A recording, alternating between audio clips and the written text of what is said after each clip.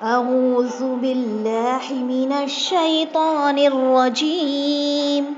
بسم الله الرحمن الرحيم.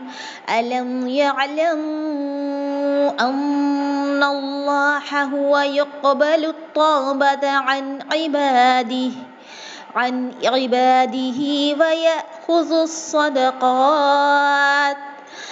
ويأخذ الصدقات وأن الله هو التواب الرحيم. وقل اعملوا فسيرى الله عملكم ورسوله والمؤمنون وستردون إلى عالم الغيب والشهادة فينبئكم بما كنتم تعملون. کیا ان کو خبر نہیں کہ اللہ ہی اپنے بندوں کی توبہ قبول کرتا ہے اور وہی صدقات قبول فرماتا ہے، اور یہ کہ اللہ ہی توبہ قبول کرنے میں اور رحمت کرنے میں کامل ہے. کہہ دیجئے کہ تم عمل کیے جاؤ، تمہارے اعمال اللہ خود دیکھ لے گا اور اس کا رسول اور ایمان والے. اور ضرور تم کو ایسے کے پاس جانا ہے جو تمام چھپی اور کھلی چیزوں کا جاننے والا ہے، سو وہ تم کو تمہارا سب کیا ہوا بتلا دے گا.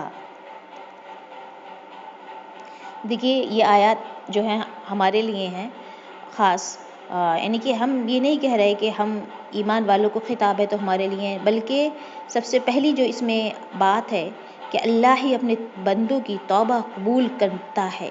تو یہ ہمیں اللہ کی رحمت تواب الرحیم کو سمجھنا ہے، تاکہ ہم ہمیشہ امید اور یقین کے ساتھ مغفرت کی دعائیں کریں، اپنے لیے استغفار کریں اور کہ اللہ تعالیٰ سے مایوس نہ ہوں.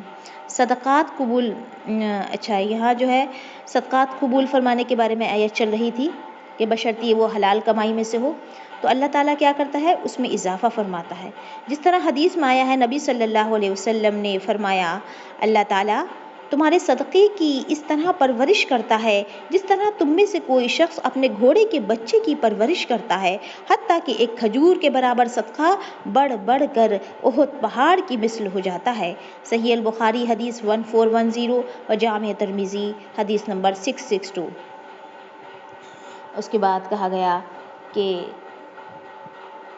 کہہ دیجئے کہ تم عمل کیے جاؤ، تمہارے اعمال اللہ تعالیٰ خود دیکھ رہا ہے، اور مومنین بھی دیکھ لیں گے، رسول اللہ صلی اللہ علیہ وسلم بھی دیکھ لیں گے، اور وہ عالم الغیب والشہادہ جو کھلے اور چھپے کا جاننے والا ہے. فَيُنَبِّئُكُمْ وہ تمہیں خبر کرے گا کہ تم نے کیا عمل کیا تھا. یہاں جو ہے راویت کا مطلب ہے دیکھنا سے مراد علم ہے، یعنی تمہارے اعمالوں کو دیکھنا. یہ اللہ تعالیٰ صرف دیکھتا ہے نہیں، بلکہ ان کا علم اللہ کے رسول اور مومنوں کو بھی ہو جاتا ہے. یہ منافقین ہی کے ضمن میں کہا جا رہا ہے. اس مفہوم کی آیت پہلے بھی گزر چکی ہے. یہاں مومنین کا بھی اضافہ ہے جن کو اللہ کے رسول کے بتلانے سے اور خود بھی حالات کے دیکھنے سے علم ہو جاتا ہے. یعنی کہ اللہ تعالیٰ ایک خاص علم دیتے ہیں اپنے رسول کو صلی اللہ علیہ وسلم، اور مومنوں کو ساتھ میں ان کی ایسی سمجھ ہوتی ہے، ایسی حکمت ہوتی ہے کہ وہ سمجھ جایا کرتے ہیں. اور ساتھ میں اللہ تعالیٰ نے خبردار بھی کر دیا کہ اگر وہ نہ بھی جانے تو جان لو کہ میں ایک ہستی تمہاری مالک ایسی ہے کہ وہ سب کچھ کھلا چھپا جانتی ہے اور تمہیں بتائے گی، چھوڑ نہیں دے گی، بلکہ تمہیں خبر کیا جائے گا کہ تم نے کیا تھا. آیت نمبر 106.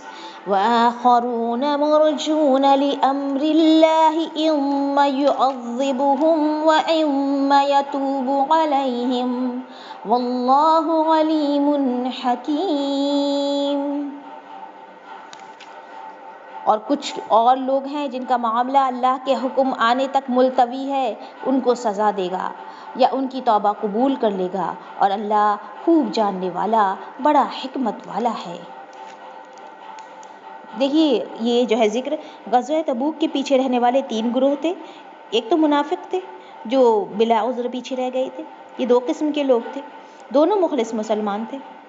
اس لیے دونوں نے اپنی غلطی کا اعتراف کر لیا۔ ایک گروہ حضرت ابو البابا اور ان کے ساتھ دیگر 6 افراد کا تھا، جبکہ رسول اللہ صلی اللہ علیہ وسلم تبوک سے واپس مدینہ آئے تو ان 7 صحابہ نے اپنے آپ کو مسجد نبوی کے ستونوں سے باندھ لیا۔ تھم جو ہوتے ہیں، رسول اللہ صلی اللہ علیہ وسلم کا گزر جب ان کے پاس سے ہوا تو ان کو ستونوں کے ساتھ بندھا ہوا دیکھ کر پوچھا، یہ کون لوگ ہیں؟ آپ کو بتلایا گیا کہ یہ سفر تبوک سے پیچھے رہ جانے والے لوگ ہیں، انہوں نے اپنے آپ کو اس لیے باندھا ہے کہ آپ ان کی معذرت قبول فرما کر انہیں اپنے دستے مبارک سے کھول دیں۔ آپ نے فرمایا، میں ان کو اس وقت تک نہیں کھولوں گا جب تک اللہ تعالیٰ کی طرف سے ان کو کھولنے کا حکم نازل نہیں ہوگا۔ تب اللہ تعالیٰ کی طرف سے یہ آیات وآخرون طرفوا نازل ہوئیں۔ اس آیت کے نزول کے بعد رسول اللہ صلی اللہ علیہ وسلم نے انہیں کھول دیا۔ انہوں نے قبول توبہ کی خوشی میں اپنا مال بھی آپ کی خدمت میں بطور صدقہ پیش کیا، جسے آپ نے لینے سے انکار کر دیا، جس پر یہ آیت خذ من اموالہم صدقہ نازل ہوئی، یعنی کہ آپ ان کے مال صدقے کے طور پر قبول کر لیجئے۔ چنانچہ آپ نے ان کا مال بھی لے کر صدقہ کر دیا۔ تفسیر الطبری و تفسیر ابن ابی حاتم۔ دوسرا ان مخلص مسلمانوں کا گروہ تھا جنہوں نے اپنے آپ کو ستونوں سے نہیں باندھا، تاہم رسول اللہ صلی اللہ علیہ وسلم کی خدمت میں حاضر ہو کر اپنی غلطی کا اعتراف کر لیا۔ اس آیت میں اسی گروہ کا ذکر ہے جس کے معاملے کو مؤخر کر دیا گیا۔ یہ 3 افراد تھے جن کا ذکر آگے آ رہا ہے۔ والذین اتخذوا مسجدا ضرارا وكفرا وتفریقا بین المؤمنین وإرصادا لمن حارب اللہ ورسولہ من قبل وَلَيَحْلِفُنَّ إِنْ أَرَدْنَا إِلَّا الْحُسْنَى وَاللَّهُ يَشْهَدُ إِنَّهُمْ لَكَاذِبُونَ۔ اور بعض ایسے ہیں جنہوں نے ان اغراض کے لیے مسجد بنائی کہ ضرر پہنچائیں اور کفر کی باتیں کریں اور ایمانداروں میں تفریق ڈالیں اور اس شخص کا قیام کا سامان کریں جو پہلے سے ہی اللہ اور اس کے رسول کا مخالف ہے، اور قسمیں کھا جائیں کہ بجز بھلائی کے اور ہماری کچھ نیت نہیں، اور اللہ گواہ ہے کہ وہ بالکل جھوٹے ہیں۔ اس میں منافقین کی ایک نہایت قبیح حرکت کا بیان ہے کہ انہوں نے مسجد بنائی، ایک نبی صلی اللہ علیہ وسلم کو یہ باور کرایا کہ بارش، سردی اور اس قسم کے موقع پر بیماروں اور کمزوروں کو زیادہ دور جانے میں دقت پیش آتی ہے، ان کی سہولت کے لیے ہم نے یہ مسجد بنائی ہے، آپ وہاں چل کر نماز پڑھیں تاکہ ہمیں برکت حاصل ہو۔ آپ اس وقت تبوک کے لیے پابہ رکاب تھے، آپ نے واپسی پر نماز پڑھنے کا وعدہ فرمایا، لیکن واپسی پر وحی کے ذریعے سے اللہ تعالیٰ نے ان منافقین کے اصل مقصد کو بے نقاب کر دیا، اس سے کہ وہ مسلمانوں کو نقصان پہنچانا، کفر پھیلانا، مسلمانوں کے درمیان تفریق پیدا کرنا اور اللہ اور اس کے رسول کے دشمنوں کے لیے کین گاہ مہیا کرنا چاہتے تھے۔ پھر کہا گیا قسمیں کھائیں گے کہ ہماری کوئی بھلائی کے علاوہ اور نیت نہیں، یعنی جھوٹی قسمیں کھا کر نبی صلی اللہ علیہ وسلم کو فریب دینا چاہتے تھے، لیکن اللہ تعالیٰ نے آپ کو ان کے مکر و فریب سے بچا لیا اور فرمایا کہ ان کی نیت صحیح نہیں ہے اور جو کچھ وہ ظاہر کر رہے ہیں وہ اس میں جھوٹے ہیں۔ انہم لکاذبون، بے شک وہ جھوٹے ہیں۔ پھر کیا کہا گیا؟ لا تقم فيه أبدا لمسجد أسس على التقوى من أول يوم أحق أن تقوم فيه رجال يحبون أن يتطهروا والله يحب المطهرين۔ آپ اس میں کبھی کھڑے نہ ہوں، البتہ جس مسجد کی بنیاد اول دن سے تقویٰ پر رکھی گئی ہے اور وہ اس لائق ہے کہ آپ اس میں کھڑے ہوں۔ آپ اس میں ایسے آدمی ہیں کہ وہ خوب پاک ہونے کو پسند کرتے ہیں، اللہ خوب پاک ہونے والوں کو پسند کرتا ہے۔ دیکھیے کہا گیا، اس میں کہا گیا کہ اے نبی، تفسیر ہے اب، آپ اس مسجد میں کبھی نماز نہ پڑھیں، چنانچہ آپ نے نہ صرف یہ کہہ کر وہاں نماز نہیں پڑھی بلکہ اپنے چند ساتھیوں کو بھیج کر وہ مسجد ڈھا دی اور اسے ختم کر دیا۔ اس سے علماء نے استدلال کیا ہے کہ جو مسجد اللہ کی عبادت کی بجائے مسلمانوں کے درمیان تفریق پیدا کرنے کی غرض سے بنے جائے وہ مسجد ضرار ہے، حاکم وقت اس کو ڈھا دے تاکہ مسلمانوں میں تفریق اور انتشار پیدا نہ ہو۔ پھر کہا گیا کہ ایک وہ مسجد جس کی بنیاد اول دن سے تقویٰ پر رکھی گئی ہے، اس سے مراد کون سی مسجد ہے؟ اس میں اختلاف ہے، بعض نے اسے مسجد قباء، بعض نے مسجد نبوی صلی اللہ علیہ وسلم قرار دیا۔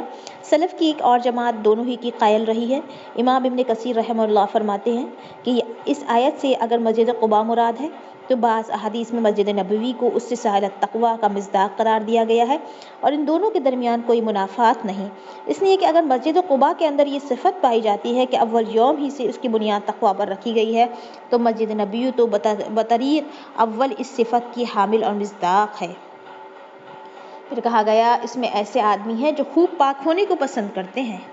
حدیث میں آتا ہے اس سے مراد اہل قباء ہیں، اور نبی صلی اللہ علیہ وسلم نے ان سے پوچھا کہ اللہ تعالیٰ نے تمہاری طہارت کی تعریف فرمائی ہے، تم کیا کرتے ہو؟ انہوں نے کہا کہ ہم پانی کے ساتھ استنجا کرتے ہیں۔ سنن ابی داؤد حدیث 44 و ابن کثیر۔ امام ابن کثیر رحمہ اللہ فرماتے ہیں کہ یہ آیت اس بات کی دلیل ہے کہ ایسی قدیم مساجد میں نماز پڑھنا مستحب ہے جو اللہ وحدہ لا شریک کی عبادت کی غرض سے تعمیر کی گئی ہو۔ نیک صالحین کی جماعت اور ایسے لوگوں کے ساتھ نماز پڑھنا مستحب ہے جو مکمل وضو اور طہارت و پاکیزگی کا صحیح اہتمام کرنے والے ہوں۔ پھر کہا گیا کہ اللہ تعالیٰ خوب پاکیزگی والوں کو، جو پاک رہتے ہیں، ان کو پسند کرتا ہے۔